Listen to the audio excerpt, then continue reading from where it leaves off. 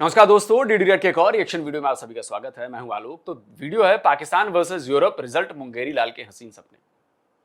यार देखिए भाई, अब सपने देखने का तो हक सबको है ना। हालांकि ये बात अलग है कि पाकिस्तान में जो ज्यादातर आवाम है वो या तो 72 हूरों के सपने देखती है, उनकी बड़ी बड़ी पंडलियों के सपने देखती है, या फिर वहां जन्नत में बहने वाली शराब की नदियों के सपने देखती है, और बाकी कुड़ती रहती है। और कुंठा मिटाने के लिए वो बीच बीच में इधर उधर की वेबसाइट्स भी देख लेते हैं, आप समझ ही रहे हैं, जिसमें नंबर 1 है। तो भाई अब ये कहना है कि पाकिस्तान सब सपने ना देखे, भाई सपने तो हर किसी को हक है देखने का भाई। अब पाकिस्तानी अगर सपने देख रहा है तो क्या बुराई है,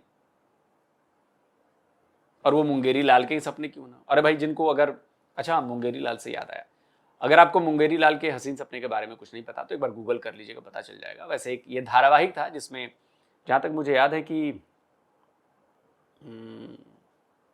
अरे अपने वो बड़े बढ़िया कलाकार हैं यार, चाचा चौधरी वाले, क्या नाम है भाई, मैं नाम देखिए उनका भूल गया। अरे अपने पंचायत वाले, अरे यार,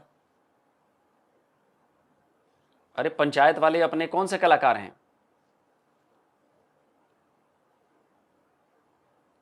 अरे बड़े मजे हुए कलाकार है वो, वही थे मुंगेरी लाल के हसीन सपने में, मुझे याद है। नहीं, राजपाल यादव तो वो वाले हो गए। अरे क्या नाम था यार, रघुवीर Yadav, yes yes yes yes, रघुवीर यादव। और वो बहुत जबरदस्त कलाकार है भाई। तो उनका एक सीरियल आता था जब हम लोग बच्चे थे ना, तो उनका एक सीरियल आता था मुंगेरी लाल के हसीन सपने। तो उसमें वो बेचारे ऐसे ऐसे सपने देखते थे जो असल जिंदगी में पूरे नहीं हो पाते थे, बस वो सपनों में ही पूरा कर लेते थे। तो पाकिस्तान भी जो है वो मुंगेरी लाल के हसीन सपने देखता है। और इससे ये एक बात याद आई, अब एक क्लिप बड़ी वायरल हो रही थी मिस्टर हामिद मीर की। अब पता नहीं, अच्छा पहले मैं रुकिए, आपको वो हामिद मीर की ना वो क्लिप पहले आपको सुनवा देता हूँ, लगाओ भाई। तो पाकिस्तान में महंगाई कम होगी, आम आदमी की ज़िंदगी जो है वो थोड़ी सी आसान हो जाएगी, इकोनॉमिक प्रेशर कम होगा, पाकिस्तान की इकॉनमी बेहतर हो जाएगी और स्लोली एंड ग्रेजुअली पाकिस्तान एक एशियन टाइगर बनेगा। और जब पाकिस्तान एशियन टाइगर बनेगा तो तब ही पाकिस्तान का जो आम आदमी है उसकी भी ज़िंदगी जो है वो वैसी ही ज़िंदगी होगी जैसी कि आजकल नॉर्वे या स्वीडन या डेनमार्क के जो आम शहरी हैं, जो कि एक सोशल वेलफेयर स्टेट के शहरी हैं, और उनकी ज़िंदगी जो है बड़ी आसान है। तो पाकिस्तान के आम शहरी की ज़िंदगी आसान होगी उसी वक्त जब पाकिस्तान एशियन टाइगर बनेगा। उसके लिए ज़रूरी है कि पाकिस्तान जो कि इस वक्त एक दुनिया की 7वीं एटमी ताकत है, उसको हम एक इकोनॉमिक पावर भी बनाएं। तो 10 अप्रैल को जो इस्लामाबाद में ईरान और अमेरिका के दरमियान मुज़ाकरात का अमल शुरू होगा, दुआ करें कि वो मुज़ाकरात का अमल कामयाबी से हमकिनार हो और हम मिडल ईस्ट में एक मुस्तकिल अमन के फार्मूले तक पहुंच जाएं। मिडल ईस्ट में मुस्तकिल अमन के फार्मूले पे हम पहुंच गए तो मसला कश्मीर के हल तक भी पहुंच जाएंगे।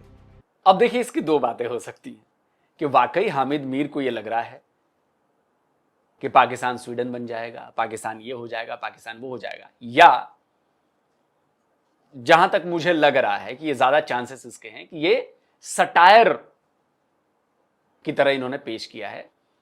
वो सटायर कर रहे हैं कि भाई, वो तंज कस रहे हैं कि अरे पाकिस्तान इतनी बड़ी बड़ी बातें कर रहे हैं, लग रहा है जैसे स्वीडन बन जाएंगे। तो ये ज्यादा मुझे यही बात लग रही है। लेकिन देखिए, पाकिस्तानियों का कोई भरोसा नहीं है, वो कुछ भी कर सकते हैं, कुछ भी कह सकते हैं।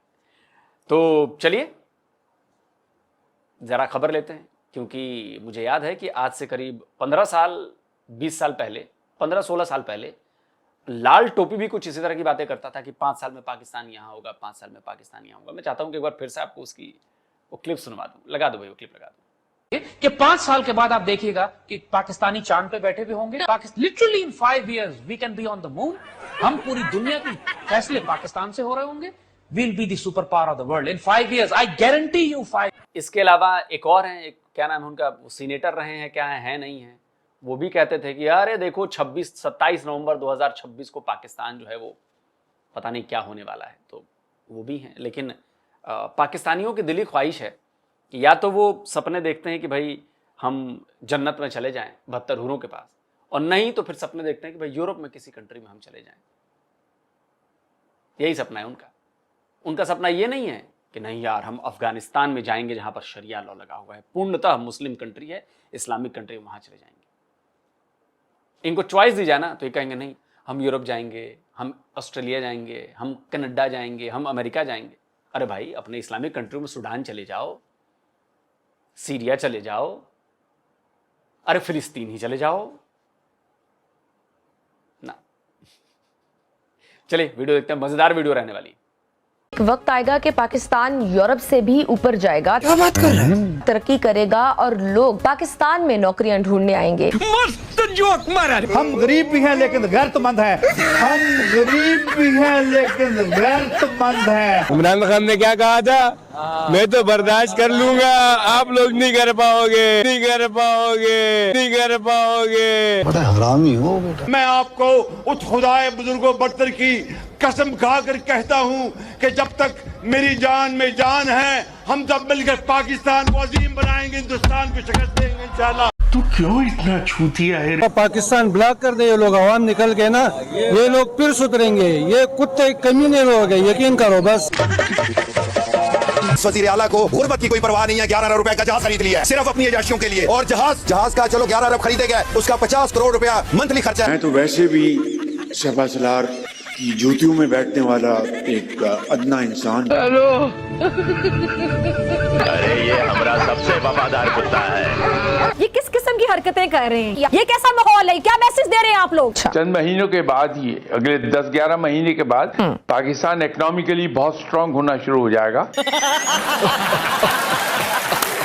ये पूरी दुनिया में क्या होता है सदफ, जरा बताएं। पूरी दुनिया में लोगों को रिलीफ दिया जाता है, लेकिन हमारे मुल्क में ये चीज उलट। जरा सुनिए। पाकिस्तान से प्रोटेस्ट की वीडियो सामने आ रही है, खुदकुशियों की वीडियो सामने आ रही है। 10-11 महीने के बाद पाकिस्तान इकोनॉमिकली बहुत स्ट्रांग होना शुरू हो जाएगा। 7 महीने पहले का पाकिस्तान एक फलता फूलता तरक्की करता हुआ मुल्क था। अच्छा। और आज हालात ये हैं। पाकिस्तानियों के इस वक्त हालात हो रहे हैं ना, वो देखकर दिल खून के आंसू ही रो रहे। हम रुल गए। ये एक डर और खौफ की जिंदगी गुजार रहे हैं। ट्रम्प के अम्ब्रेला के नीचे, उसकी छतरी के नीचे रहना चाहते हैं, इधर उधर नहीं जाना चाहते। बातें बताई नहीं जाती, नजर लग जाती है। बहुत तेज हो रहा है, बहुत तेज हो रहा है। मतलब मुझे ये चीज समझ नहीं आती कि भाई हर चीज के अंदर आप क्यों घुसाते हैं मजहब। यहाँ पर भेजा खाली है, भेजा क्या है? आवाज नहीं, भेजा क्या है? तुम्हारी नाक से खून ना निकाल दिया और तुम्हारे ना हलक में हाथ डाल के पेट से जहद ना निकाल दिया तो नाम बदल देना। एक वक्त था जब सारे वुज़रा जब इकट्ठे हो जाते थे ना, वो कहते होते थे कि जब पेट्रोल बढ़ता है तो वज़ीर आज़म चोर होता है। मगर अब हम चोर नहीं कहेंगे, बिल्कुल नहीं कहेंगे, क्योंकि पेट्रोल तो महंगा हुआ ही नहीं है। ये तो पेट्रोल बम गिरा है हम पे। वो कहते हैं एटमी हमला हो गया है, एटमी हमला हो गया है, एटमी हमला हो गया है। हमारी बला से तुम चूल्हे में गिरो। हम तो माइले करम बकरम हैं, कोई साइल ही नहीं। वाह वाह वाह वाह वाह वाह वाह वाह। भी नहीं है इधर, बड़ी महंगाई है, खाने की नहीं है, कुछ नहीं है। रक्षा ड्राइवर हूँ मैं, सुबह से बैठा रहता हूँ, कुछ भी नहीं मिलता है। एक आध सवारी आ गई नहीं तो बेटे में घर के अंदर फाके हुए में जाके देखे क्या हालत हो रही है हमारे घरों के अंदर। क्या क्या आगे आपकी स्टडी, आपकी पढ़ाई, आपका कारोबार कुछ भी नहीं है इंडिया के आगे। मैं सऊदी अरब में रहकर आया हूँ, लोगों से मिला हूँ। आप और हम जैसा बंधन इतनी अच्छी इंग्लिश बात करता है वो, उनको लगता है कि वो पढ़ते हैं। वो केरला के थे। केरला बहुत डेवलप स्टेट है, आपको पता है, बहुत डेवलप है केरला। अपने बलबूते पे है वो अपने आप को और अपने इर्द गिर्द लोगों को बड़ा सपोर्ट करते हैं। हमारे यहाँ अंधे को लाइसेंस मिल जाता है, लंगड़ा फुटबॉल खेल रहा होता है। बिल्कुल हाँ, देखो आपके सामने होंगी। हिंदू दोस्त बन सकते हैं? हाँ बन सकता है। तो फिर इंडिया से दोस्ती होनी चाहिए। आपके रिलेशन अच्छे करो। आप क्यों आप अमेरिका के बलबूते पे जा रहे हो? आप क्या समझते हैं अमेरिका को छोड़ के इंडिया पाकिस्तान दोनों को मिल बैठ के ताल्लुकात अपने नहीं बेहतर करने चाहिए? यार थे ही बेहतर, कोई वजह नहीं है। सिर्फ वहाँ से भी उनको नोट खिलाए जाते हैं, यहाँ से भी उसको गोद में बिठा के दूध पिलाया जाता है कि दोनों करो जरा उस टॉपिक से हटना है। आप ये बताएं कि इंडिया पाकिस्तान की जंग होनी चाहिए? नहीं होनी चाहिए। इसके लिए सबको नुकसान होगा। हमारे जो इर्द गिर्द मुल्क हैं तो वो सब लपेट में आएंगे। एक दो पावरफुल मुल्क लड़ेंगे तो सबके सब तबाह होंगे। तो सर क्या पाकिस्तान को अब मौजूदा सूरत हाल में जिस तरह से अल्लाह ताला ने एक कामयाबी बख्शी और इंशाल्लाह आइंदा आने वाले दिनों में भी बहुत सारे सहरे पाकिस्तान के नाम होंगे, तो क्या इस सिचुएशन में पाकिस्तान को मुस्लिम उम्मा में लीड करते हुए एक मुस्लिम ब्लॉक बनाने की जरूरत है? नया जी, ये कोशिशें पहले भी 2 बार हो चुकी हैं। एक बार मिड 60s में हुई थी, तो उसमें हमने RCD बनाने में हम कामयाब हो गए थे, जिसमें तुर्की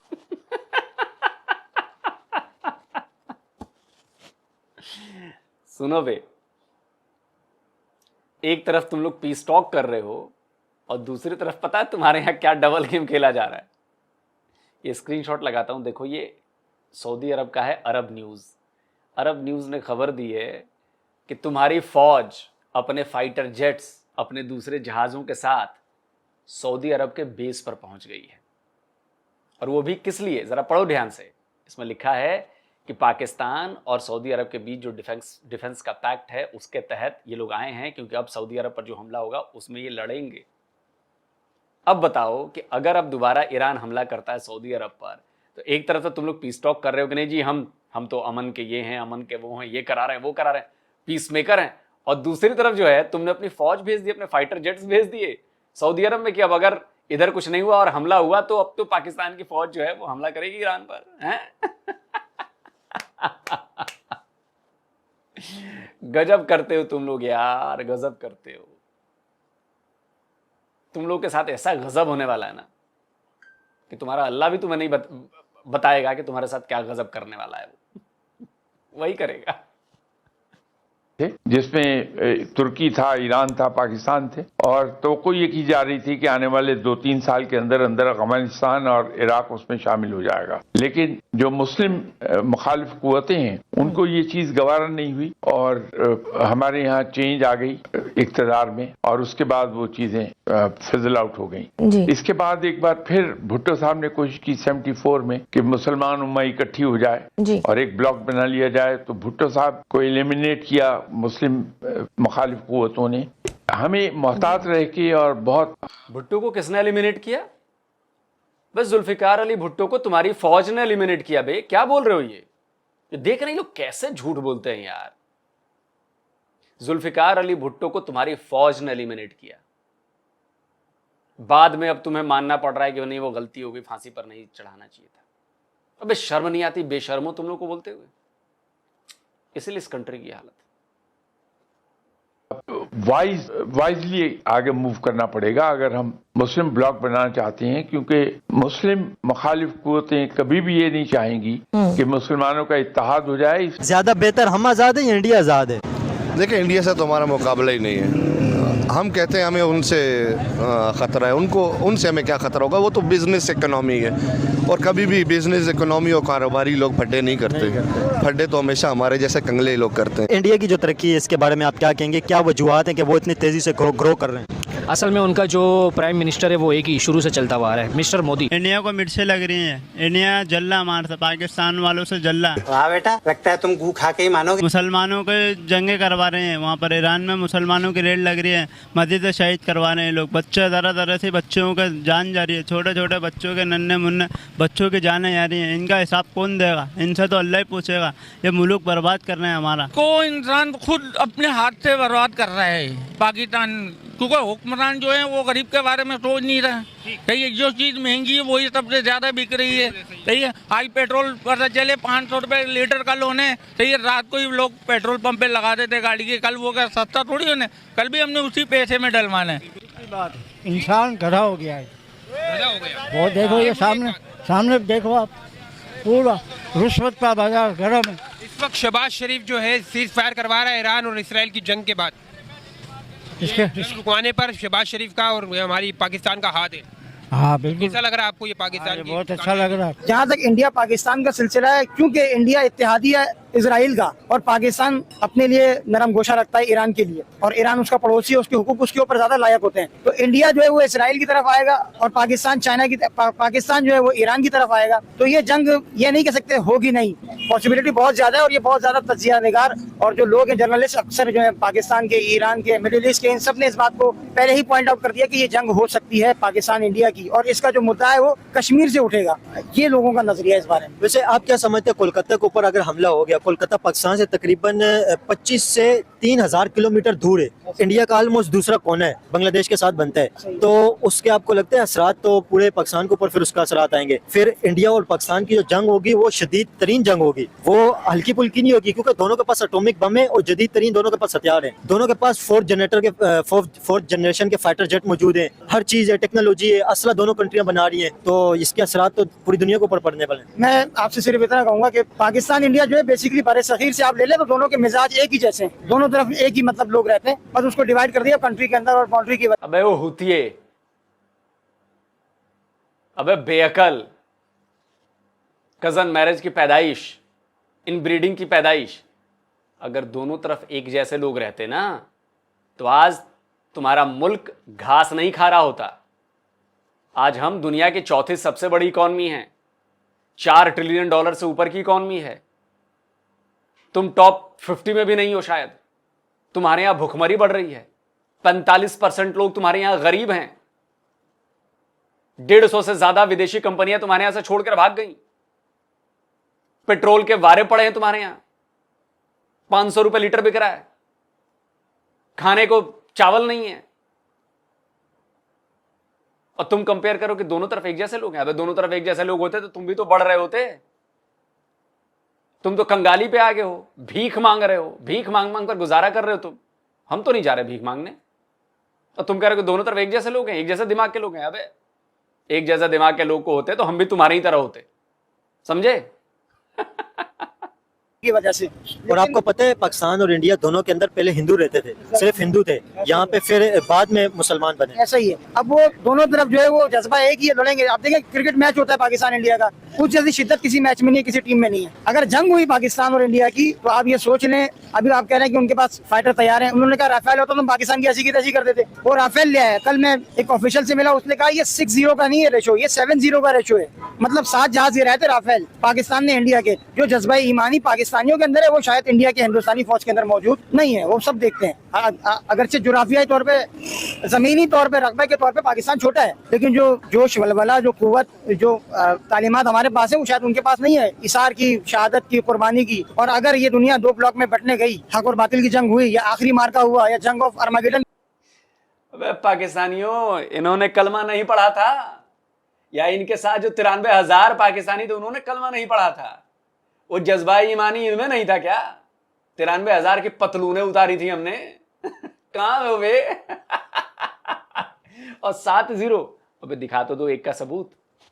बाकी 11-0 के सबूत तो हम तुम्हें दिखा चुके हैं।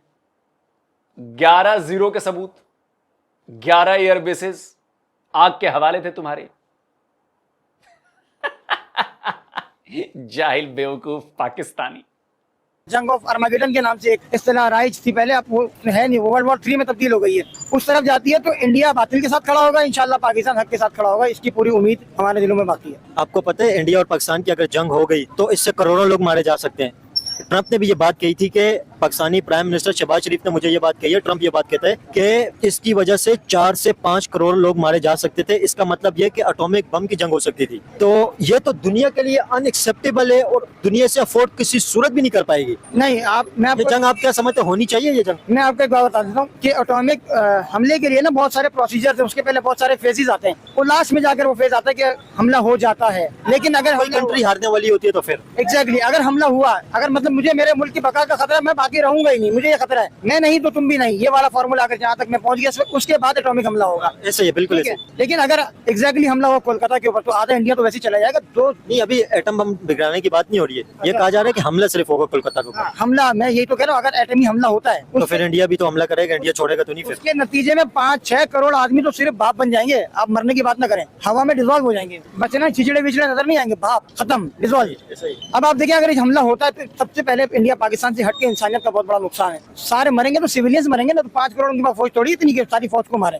या एटॉमिक हमला जो है वो देख के मरेगा, ये फौजी है, सारे सिविलियन मरेंगे। ये नुकसान इंसानियत का नुकसान है, लोगों का नुकसान है, सिविलियंस का नुकसान है। अगर जैसे आप कह रहे हैं कोलकाता के ऊपर एटॉमिक बम गिरेगा तो फिर इंडिया भी तो पाकिस्तान के ऊपर एटॉमिक बम गिराएगा। फिर ऐसा ही है, अगर हमने वहाँ पर हमला किया तो वो भी हमारे पर हमला करेगा। ये है कि नुकसान दोनों तरफ से इंसान का ही है। नुकसान दोनों तरफ से ही, दोनों देश के लोगों का है। अब ये दोनों देश के लोगों को मिलकर इसको देखना पड़ेगा ना कि यार इसको इस तरफ लेकर ना जाएं, और ये बहुत बड़ा नुकसान है, ये नहीं होना चाहिए। आपको लगता है ये जंग पॉसिबल हो सकती है अभी आने वाले दिनों के अंदर? जाहिर बात है, पॉसिबिलिटी तो हर चीज के अंदर है। चलिए बंद करते हैं वीडियो यार। बेवकूफ पाकिस्तानियों को पता नहीं है कि वो क्या बात कर रहे हैं, और जो थोड़े पढ़े लिखे लोग हैं उनकी बात मैं सुनवा देता हूं उन पाकिस्तानियों की, ताकि जो बाकी पाकिस्तानी मुझे देख रहे हैं, मुझे समझ रहे हैं, या उनके अपने लोगों की बातें वो समझ पाएं।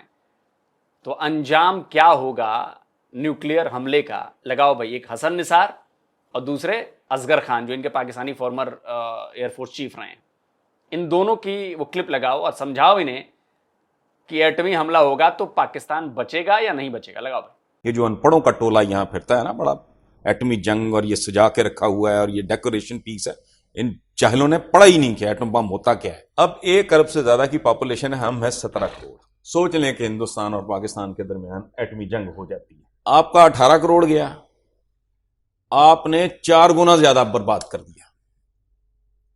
कितना? 80 करोड़। वो फिर 20 करोड़ का मुल्क है। कोई होश के नाखून लें। ये पागलों का इधर एक हजूम है, ये एक अजीब तरह का कन्वीन। ये वाहिद कौम है जो अपनी बर्बादी की खबरों का जश्न मनाती है। See our nuclear weapon capability, according to ourselves, India specific. India specific. This is what we've always said. This is absolutely ridiculous. What do we mean by that? Some madman sitting there will press the button and you'll have nuclear war. And 1 or 2 bombs in Pakistan will finish Pakistan, but won't destroy India. We have no need for this weapon. And if we use it, we'll destroy Pakistan. It's not at all necessary. We have no nuclear threat. This stupid idea of nuclear power.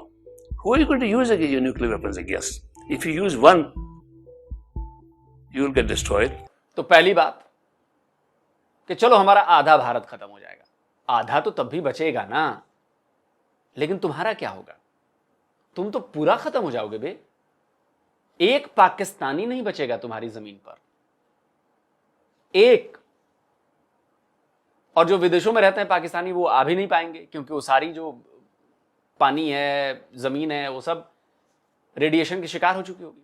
हम तो फिर भी आधा India बचा लेंगे, तुम क्या करोगे? तुम्हारा समूल नाश हो जाएगा बे। नहीं, इसके बारे में नहीं सुना। हमारे पास तो जज्बा ईमानी बहुत है। हाँ भाई, जज्बा ईमानी है ना तेरे में, मरने का है, और हमारे पास जज्बा ईमानी है मारने का। हम तुम्हें ठोकते रहेंगे। और दूसरी बात, अरे पाकिस्तानियों, कुछ तो करो तुम लोग। तुम्हारी हालत नहीं है खड़े होने की। अभी देखिए क्लिप मैंने, तुम्हारे देश में तुम्हारा रेलवे तो इतना बकवास चलता है, 78 साल में तुम अपने रेलवे को ठीक नहीं कर पाए, और तुम हमसे मुकाबले की बात करते हो। लगाओ भाई, रेलवे वाली क्लिप लगाइए। 11 बजे गाड़ी चली है। मैडम ये कह रहे रास्ता खोलो। अनीफ अब्बासी साहब, आपने सुन लिया होगा कि बच्चे बोल रहे हैं कि रास्ता साफ करो, घर जाने। लोग, ये शालीमार ट्रेन है जो कराची से सुबह 6 बजे या 7 बजे निकलती है, लोग 5 बजे से जागे हुए हैं, और यहाँ पर पिछले 4-5 घंटे से गाड़ी खड़ी है, 3 बोगियां उल्टी हुई हैं, और अभी तक नहीं आई ना कोई ट्रेन, ना कोई क्रेन, और ना कोई एक्स्ट्रा इंजन के इसको इस तरफ ले जाकर, या जो बाकी पटरियां 3 गिरी हुई है इनको आप रवाना करें। नौबत यहां तक आ गई है कि तुम लोगों को गोबर पर टैक्स लगाना पड़ रहा है। पता है ना, गोबर टैक्स। लगाओ भाई, क्लिप लगाओ, बताओ इन्हें। आपको पता है मरियम नवाज साहिबा ने आपके गोबर पर 30 रुपए का टैक्स लगा? मुझे अपने घर जाना है। अपने घर कहाँ जाना है? यही है तुम्हारा घर। आज हमारी भैंसों पे टैक्स लगाया है, कल हमारे पे लग जाएगा जी। गुजर भी पेशाब करने जाएंगे तो टैक्स देंगे, फिर क्या बनेंगे? साड़ी माँ है, ये पूरे पंजाब दी माँ है, पर ज्यादा कर मज्जां दी भी माँ है, मज्जां दी भी माँ बन गई है, पर ज्यादा करती भी। 30 रुपए एक फी मज नू टैक्स ला रही है। ये गोबर उठाना, इसकी बायोगैस तैयार होनी है, तो उसका फायदा किसको आना? गवर्नमेंट को भी आना ना। गवर्नमेंट को आना है। हाँ जी। और टैक्स आपको नहीं, पैसे लेके क्यों उठा रहे हैं? वैसे उठाए ना, अपने फायदे के लिए उठाए यार। तो गोबर पर टैक्स तुम लगाओ, पेट्रोल 500 लीटर पर लीटर तुम लो, 45% तुम्हारी आवाम गरीब, भीख मांगकर तुम अपना घर चलाओ, और बात करते हो कि तुम ये हो जाओगे, तुम ये हो, तुम फन्ने खाओ, तुम तीसमार खाओ। तुम अबे तुम गटर के कीड़े हो बे, रेंगने वाले कीड़े, जिसको लगता है कि बाप रे बाप इस गटर का तो बादशाह मैं ही हूं।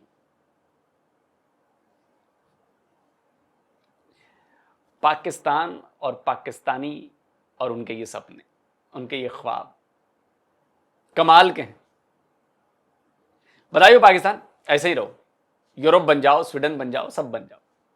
दोस्तों आप क्या कहते हैं, मजा आया कि नहीं आया? जल्दी मिलता हूं एक और नए वीडियो के साथ। नमस्कार, जय हिंद।